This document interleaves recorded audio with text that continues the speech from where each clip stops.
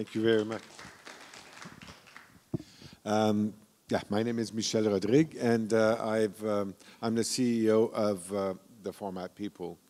Format People is a group of experts, consultants that provide training, consulting. We work a lot in Asia, but also in different countries around the world. Previously, I had a distribution company called Distraction Format for 17 years. And before that, I was involved in Canada. I'm Canadian, living in Los Angeles. And I consult a lot in China for the last, I've been working in China for the last 12 years at different aspects. At first, as a seller, as a distributor, distributing formats into China, and recently, more recently, as a consultant working at advising different large companies and broadcasters in China. Thank you. Yeah, rather than a panel session, we just had a chat, which is a good suggestion from Michel that we should probably ask each other questions to keep up the pace going on, and hopefully we'll bring up some very good arguments. And we're also open to questions. So if anything, because the same thing for us is we have been doing business in China and with international partners for a long time. And the reason and the topic for today's session, Navigating China, is a huge one. And it's difficult to provide accurate answers to such a big topic.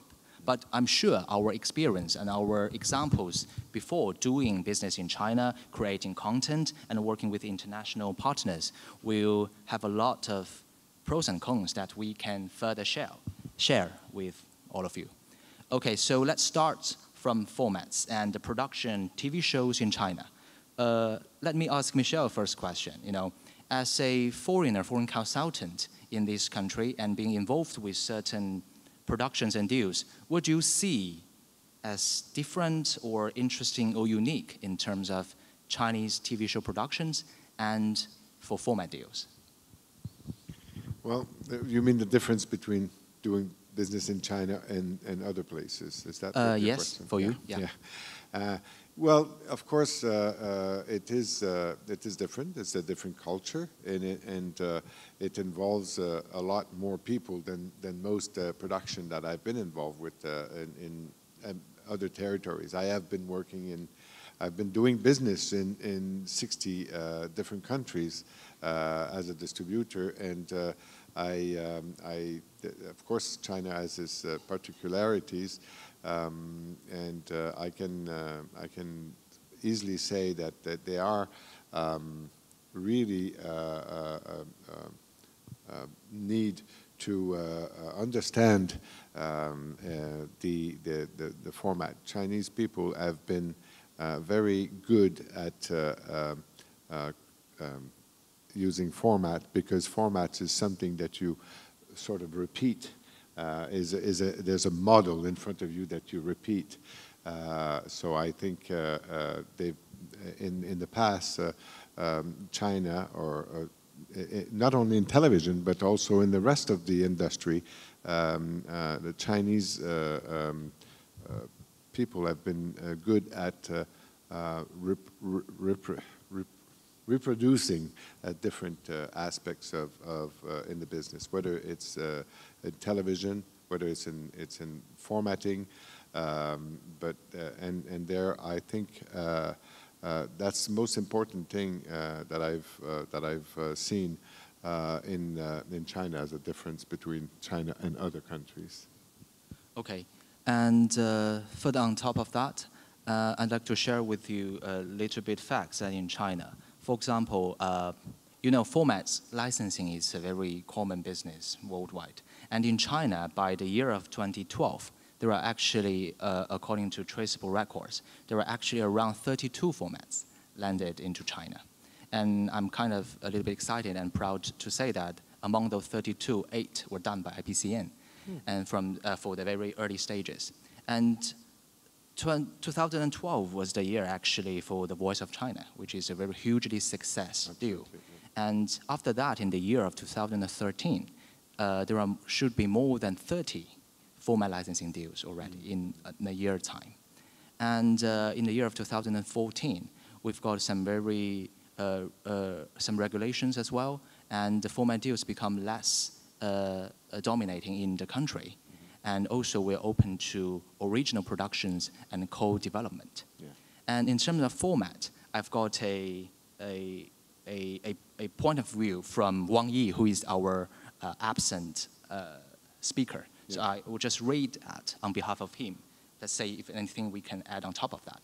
Sure. So in terms of formats, Wang Yi's opinion is the highest price worldwide.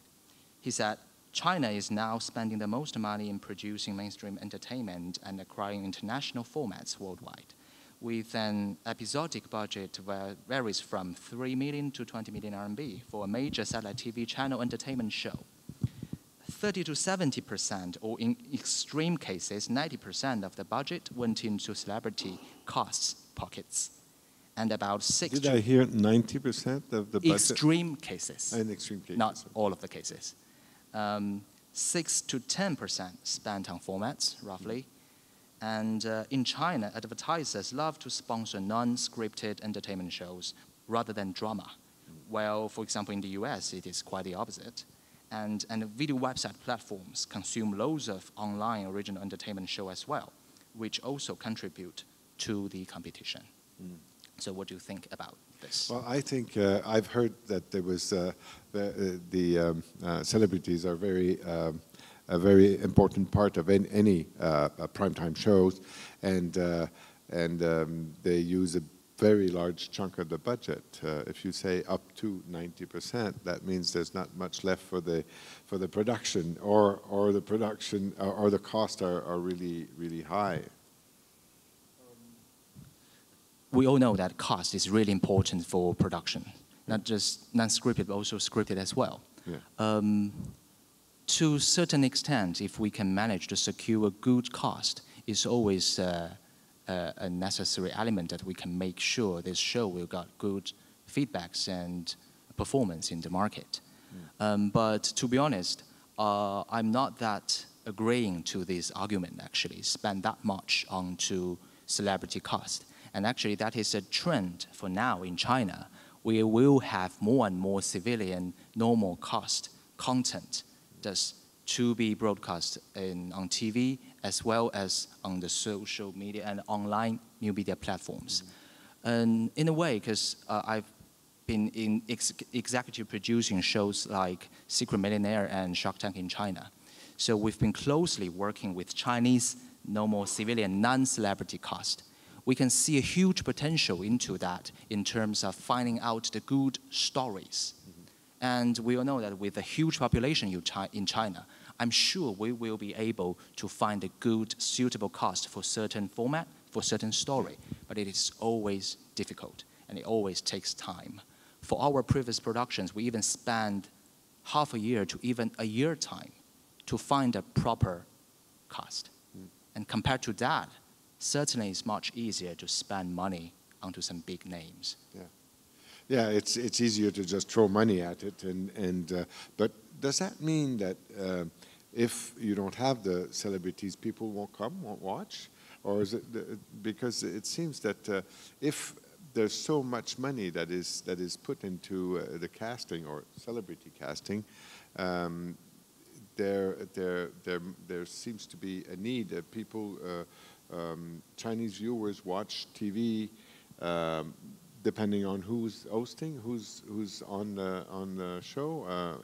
How it seems to be much too exaggerated for me, and as the importance of the celebrities, the cast, rather than the structure of the show, the content itself. Precisely. That's why I'm saying I don't believe that it's only celebrity that the audience, the Chinese audience, want to watch. Yeah. But it's for now, for the fact in the market that a lot of productions, a lot of channels, they're hunting for this great, huge production with huge budget. That caused actually the more fierce competition in China.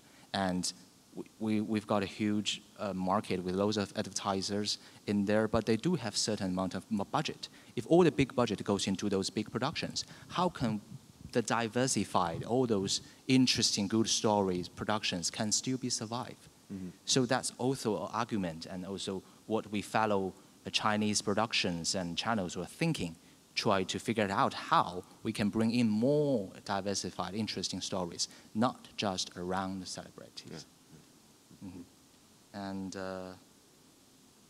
yes, let's share another point from Wang Yi as well, okay? It's that 5 elements. A hit success needs 5 elements. Again, celebrity cast, good format, high standard production quality, strong channel, and great publicity. And format rights holders shouldn't be aiming too ambitiously in money for just bringing in the format while leaving the other 4 unsolved. I think making this argument, I think what Wang Yi is trying to say is we all know that we want to make more opportunities to work internationally, no matter just a licensing format or do co-development, try to make open more doors into China. But for certain occasions, with just a strong format is not enough to make the success in China. What do you think? Well, of course, a strong format is not the only element. Casting is also very important, but not to that extent. I think there's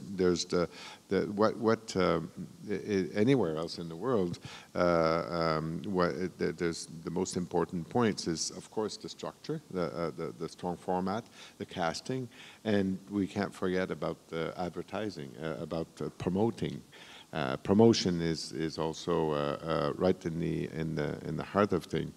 I always think that there's the element of casting is important, but it has to be supported by some interesting point of view into the narrative of the show as well. Sorry, and so yes, I think there's a different factor that makes it interesting, and that's why I, as you do, refute the necessity of having high-paid celebrities all the time.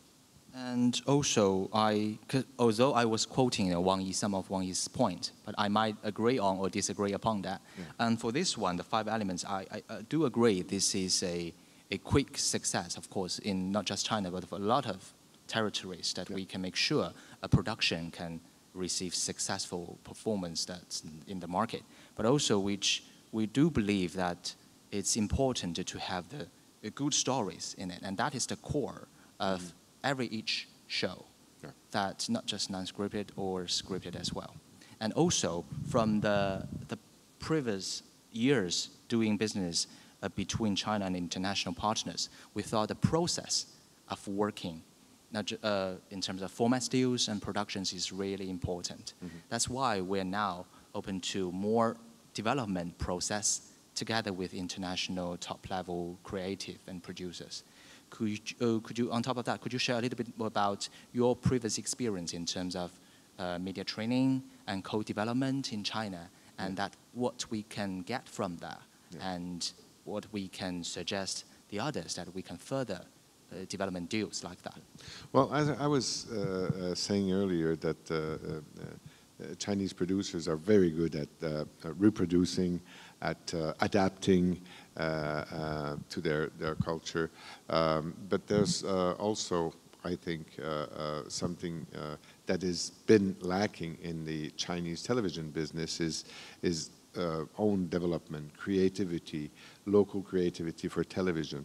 There's too much efforts that have been put onto reproducing other shows from other countries, using formats, and not enough time spending into the creative process. So what we've been doing in China in the last 3 or 4 years is training people to know how to develop shows, how to create the creative process. What is the creative process? Where do you start, you know? A lot of people would say we start with a brief from the broadcaster, which is not so much evident now in China anyways. The broadcaster is sitting down waiting for a presentation, for a pitch. They might give you some hints into which direction they want to go, what type of programming they want, but when it comes to a brief, it's not so precise, in my point of view. So what we've done is tell people, we build, my partner, Justin Scroggie, is a British creative that has produced a lot of great program, great shows, great formats, and he's developed methods, creative methods. One of them is he has a creative grid. You know, he takes subjects with elements, with positions, with studio sets, and so he mixes all that, and we've done workshops in China again recently. Recently in January we were in Beijing, where we had creative people from different satellite company, whether it's Yuan or Jiangsu, and they really were attentive to develop their own show, start the creative process from their ideas, from what they think the audience is looking for, what would work here. So it was very interesting to have that. This is the first part of your question. The second part on co-development. I think this is the new buzz thing, and you'll hear later for people who stay just after this session. There is a interesting session on co-development, co-creation, co-production, and I think that's where, not only in China, but in a lot of parts of the world, many parts of the world, people are interested in co-development. The reason for this is because everybody wants to not only build a show or create a show for their own local market, but they want the show to sell abroad also. In order to do that, they need to have the creativity, the expertise or the experience from other different countries, different markets. And I think this is a real big buzz now, and I'm glad that there was a session that is dedicated to that, because given the new rules, and we'll get into that later, but I think it's very important to build co-development deals. Yes. With regards to format and travel, you know, I've got another line from Wang Yi. Apart from English-speaking content such as US, UK, Australian dramas, and telenovelas, many countries' finished episodes, including Israel, cannot travel internationally that often, but formats can do. And China's government, channels, and production companies do wish to dig deeper into original content and co-development, resulting in Chinese format that could shine abroad. Yes, we can understand that that's the reason for format that can travel to different territories. Mm-hmm. But just like you said, we do need something, not just creativity, but also the process that can accelerate the Chinese internal production forces mm-hmm. within the market that can further develop content, not just for the market itself, but for the market internationally. Mm-hmm. Share a little bit of experience from our previous deals. That because I was personally involved with the previous early stages of the production in China with The Voice and Shark Tank and Secret Millionaire and the Top Model as well. Mm-hmm. You know, for each big successful title that landed in China with crucial international support, or how to say that, consultancy, or the format values that we get. Mm-hmm. And partially we can see that as co-development as well. Mm-hmm. You know, we always encounter a huge fight in terms of communication, Yeah. And also, during the production process, we have different ways of standards of doing stuff.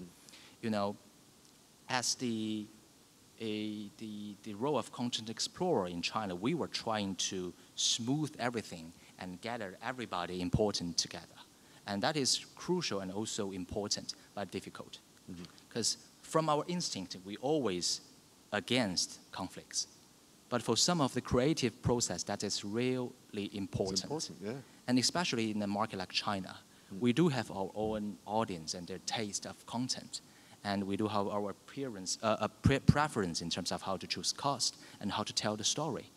And one of the reasons we do believe that for the recent couple of years, Korean format and Japanese content becoming more popular in China compared to the years in 2012, 2013 that the European and Western formats did really well in China. It is because culturally we're more similar to each other. But in terms of producing the shows, we do still have different ways of doing the creativity stuff. But I do believe that we should respect and embrace the fact of conflicts. That during we do have gentlemen conversations, but at the same time, we respect each other when we fight, and we shout at each other, and we make ourselves clear that certain creative argument has been stated.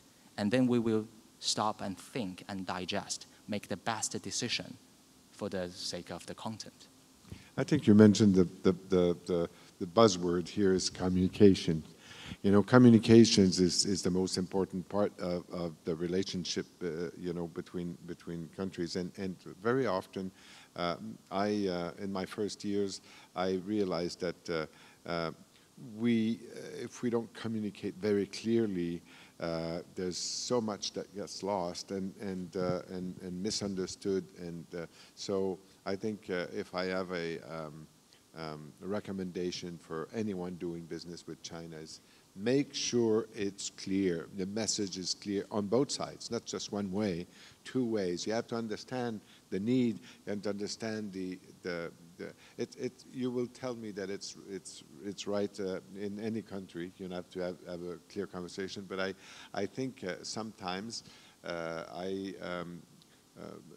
realized that I was convinced that my message was understood clearly, but it wasn't. So I now make sure that I repeat it, that they repeat it to me, so it's clear. Because in the old process of formatting or co-developing or training, the most important part is make sure you have a clear communication. And a bit of patience, probably. Sorry? And a bit of patience during the communication. Yeah. I'm sure, you know, it's not just language barrier, but also culture barrier. I don't think China is a market that mysterious or that special, different from the others. It's a huge market. We have so much competition there. We have more than 3,000 channels there, and now we have very strong penetration of OTT system and platforms. And we have loads of content then targeting different demographic groups of audience that even a niche market, for example, in the UK or in the US, then can be a significant one in China. So actually, for diversified content, we do believe, and I personally do believe that there's a huge potential in China with the support of international creative and also the strong digging grassroots in China, the understanding of the audience. We will have the time, the moment that we can collaborate and co-create certain content that not just for China, but can travel across the world. You mentioned earlier that there's a diminution of formats imported. I'm sure that it has to do with the new SARF rules. How is that? In my point of view, anyway, I'd like to hear yours.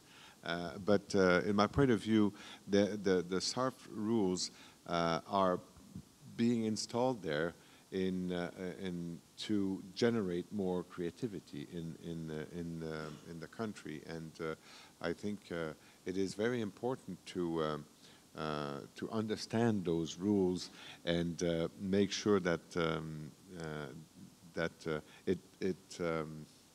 it reaches its goal, the goal being to develop creativity. So the question is, how will this affect the viewership, do you think? Do you think there'll be a decrease of viewership because of the big international formats won't be able to reach China anymore? I think for this thing, I have 2 points I want to share. First is in terms of creativity. You know, we always have restrictions or frameworks that we sometimes think it's better to think out of the box, but sometimes it's necessary to think in the box that give you some certain boundaries that would help you to be creative. But in terms of making productions and doing deals in China, and for those big successful international formats, I still think there's no problems that we can work that in China, but it's just for the current couple of years, we're still, all of us, were trying to looking for the next big thing. Mm-hmm. Where is the next big voice? Yeah. Where is the next big running man? Mm-hmm. Probably. And everybody, all of us were trying to look for that, including China. Yeah. And just like we said before, co-development, we're trying to make something originated from China and can have its signature value of it, that we could have the potential to go across the international world. Mm. But for us, it's, you know, for the past 4 or 5 years, pretty much all the formats for the past 20, 30 years in the world have been landed in China. Mm. And just like I said before, by 2012, only 32 there. Mm. This is the power and energetic charisma in this market, that we can be so strong and so determined to do something. Mm-hmm. We fellow production crews, we work so hard. Mm-hmm. And I'm sure you've been involved with some of the production process. It's so difficult. It's not like in the US, in the UK, after working for 8 hours, 10 hours, you're not allowed, not legal to further work. Yeah. But in the market, so fierce competitive in China, we work 25/8 a week. Yeah, yeah. And in that tensions, so we do have some attentions that we have to, you know, be patient. Otherwise, they won't care about you. Mm-hmm. You know, we do have some certain international consultants have been ignored on set. Yeah. It's because you will never understand how much pressure the team have been suffering. Mm-hmm. But still, we're achieving a lot from doing formats and from co-developing. Yeah. And we learn a lot, not just the creative ideas, but the ways of years from production, the process you said, and the way it's supposed to be done. So that's, for now, not just formats, but also co-development, but also certain technical support have been introduced to this market. And I'm sure, although China now still can be seen as an exceptional market, not just in terms of the volume, but also the business models behind it, but also... You mean the revenue streams, the different revenue streams? Yes, the business, like the business model, for example, on social media and video website platforms, etc. But majorly for, just like Wang Yi mentioned before, the big money advertisers spend now, for now, on TV shows rather than TV dramas. But I think that will change probably in the coming future. Yeah.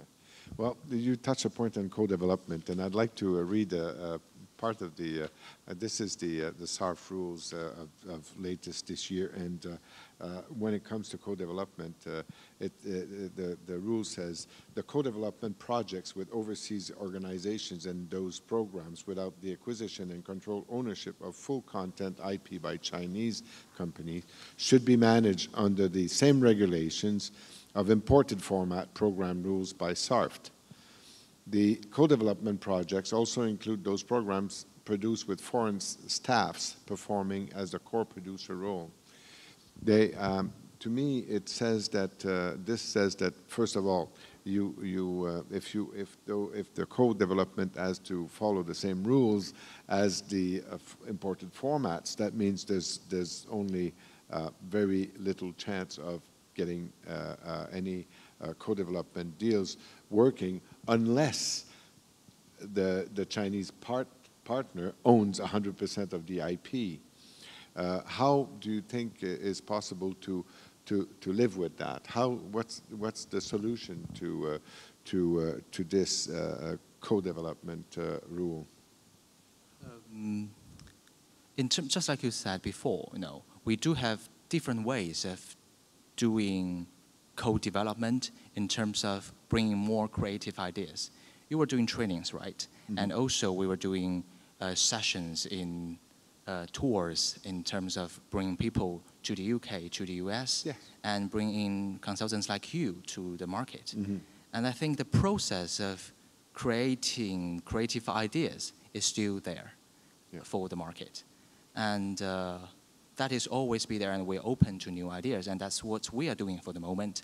And we are creating, for this year, 2016, we've already launched 3 new projects, mm-hmm, original projects, and 2 of them with very strong live streaming elements, and we're working with OTT platforms. Yeah. And we do have international support, not just from format development, but also from kind of the process of, for example, managing to use hidden cameras, all this technical support. Mm-hmm. The system of doing broadcasting and delivering content to the audience, there are various ways of doing, mm-hmm, that. And you know that we have loads of different platforms showing content, mm-hmm, and attract loads of audience for different groups. Yeah. And for in terms of carrying on doing the creativity, mm-hmm, delivering content to audience, there are always chance lying there as well. Yeah.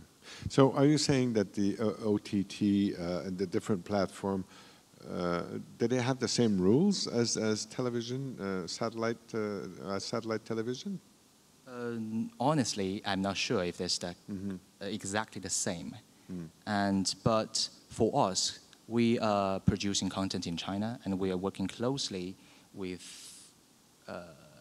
TV channels, satellite TV channels, and then the new media platforms as well. Mm. And the rules you just mentioned, it's particularly, I'm not sure where you get that document, but I'm sure that is particularly for the channels, right? Yes, the satellite this is TV, for satellite television TV mostly, channels. Yeah, Mm-hmm. Yeah. So that's why I'm asking if there's different rules for OTT for different platforms, the streaming platforms, for instance. Do they have the same rules as the television platforms? For that, I couldn't possibly comment on behalf of a satellite OTT system or platform. Mm-hmm. But in general, we do have certain amount of quotas that we can license international, movies and finish episodes of dramas as well. Mm-hmm. And so is formats. And we are also, open to productions internationally with collaboration and co-development. So I think we do have room there as well. Yeah. So how important is the OTT platforms?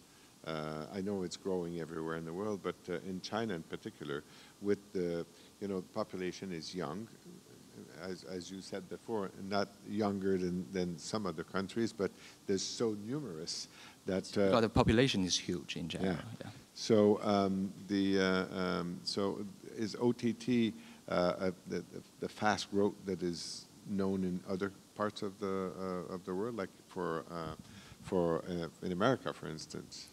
We all know that Netflix is successful around, yeah, the world. Yeah. But in China, we do have certain big players in terms of online video platforms. And some of them will be joining the session following up as well.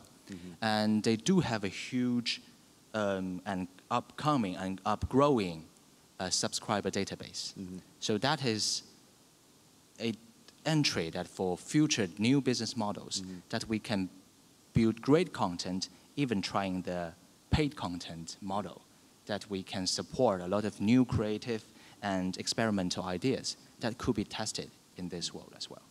We're running out of time. Shall we open to is there any one questions? Yes.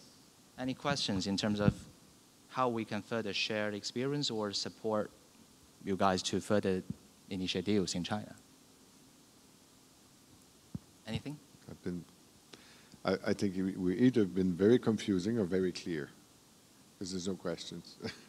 I'd like to share what I think, my thoughts on what's happening in the market in general, but in China in particular. I sort of my own crystal ball, if you want, looking into the future.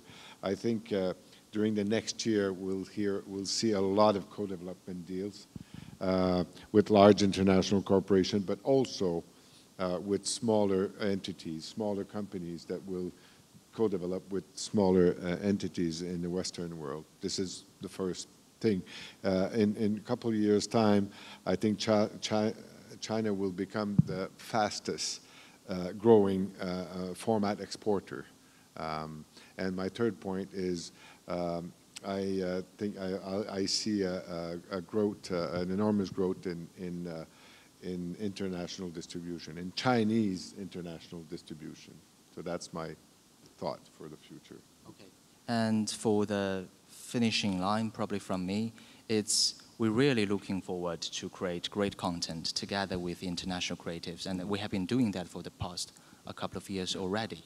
And for this market in China, we are open to now giving more chances, opportunities to co-create together, and we want to leave spaces to making errors even, because we know that is part of the process. Yeah. And we're going to do more pilots, we're going to do more international collaborations in terms of creative ideas, and also the format, from paper formats to promos and to pilots and to commissioning a full season.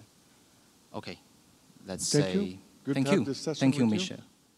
Okay, thank you everyone. Thank you everyone.